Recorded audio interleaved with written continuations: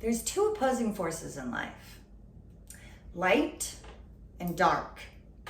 And you can't be in the middle. There's no gray area here. You're either going towards the light or you're going towards the darkness. Now, what do I mean by this, right? Lightness is living in a place of gratitude and love. Hate and envy is darkness. And I know what you're thinking, right? Well, this person cut me off in traffic, or this person did this to me today, so I hate them, or I'm justifying reasons of why I should wallow in this place of anger and hate because this person did this or that person did that. So that justifies me being hateful and angry. So the universe knows I'm a good person. The universe says I'm still in the light. Well, that's a load of BS because, my friends, there's no such thing as being in the middle. You are either in love or you're in hate. And yes, hate is the devil, love is the Lord. So you have to pick which side you're on. And it's a struggle. Ever since this spiritual awakening thing that happened to me, now it's been about a month ago, I think, I've looked at things different. I was actually cut off in traffic and I gave the guy the finger and I felt so guilty I did that. I had to pull over and ask God for forgiveness. Because I know that when I give in to a hateful comment or feeling, it's going to then produce an action. And that guy didn't need that. I mean, he might have been an aggressive, selfish driver, but that didn't mean I had to give him that negative energy that just in turn is going to bounce back to me. So by hurting others, really all you're doing is hurting yourself. He went about his day, and I carried that anger with me for a good hour or two. And that sucks. So my yoga guru taught me that. She goes, namaste, thank you for flicking me off in traffic. You're teaching me a lesson. You're teaching me to be spiritually sound and in this place of love and to just give love to people.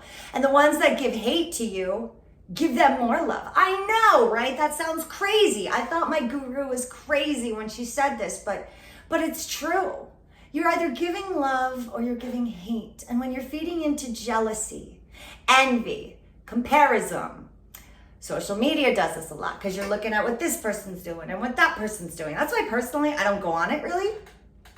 I just started looking at Facebook again to keep in touch with my family, but I do not like to look at comparing with people. I just don't find it useful with my time. And it's funny because what I do now is social media. I'm putting myself out there 24/7 on social media. But it's different when you're doing your own content, expressing a positive message to help people in the world, or just bikini pictures at the beach, which there's nothing wrong with.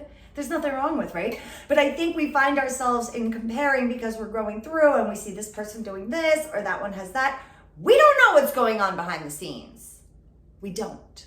So I don't want to hear this, oh, I want her life. She's got it so good. Or he's got this girl and living in that house. He must be so good. No, because my friends, the people I've been with that have the most money are the most miserable. Now, I'm not saying every millionaire or financially abundant person is miserable.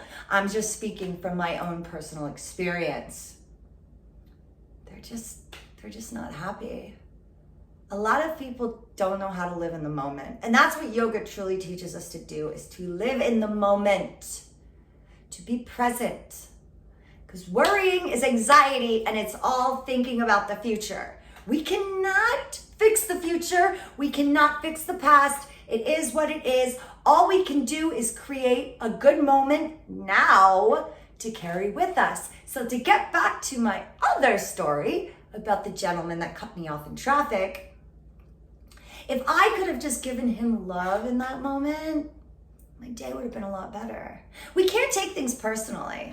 He probably cuts everyone off in traffic.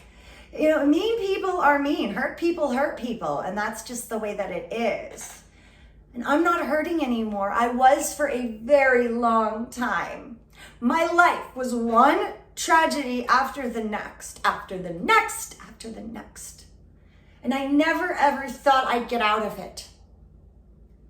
It took a lot of work, but I did get out of it. I really did. So that's why when I have these little hiccups, like what happened to me with this guy in traffic, I have to forgive myself and pray on it, because I want to be as Christ-like as possible. I think that should all be our goal in life, is to be as much as the Creator as we can be, because you're either going up or you're going down. And can you imagine, like, if you leave this world and you're in your head for eternity, make that a good place to be in. If you can't meditate, don't think you're going to figure it out when you pass away. Do that now. Why do you think Buddhists go into vows of silence? Because a lot of times when we talk and we just word vomit, words don't really have a lot of truth to it. Truth is in what you feel. Truth is in your emotions. That's your truth. And that is what the universe reads. Not what you're saying, not what you're doing. It's what you're feeling. What's your intention? The universe knows what you're yearning for.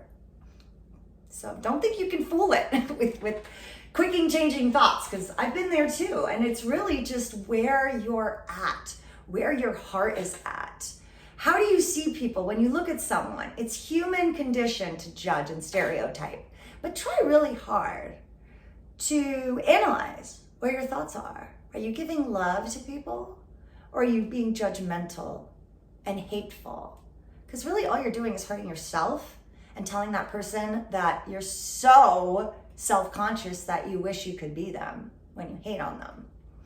So it's really important to look at what you're doing. I don't think a lot of people realize when people hate on you, it's because they want to be you and they feel intimidated by your light or everything that you're doing. So, some food for thought. I enjoyed talking with you all about this. Go towards the light, not the dark. All right.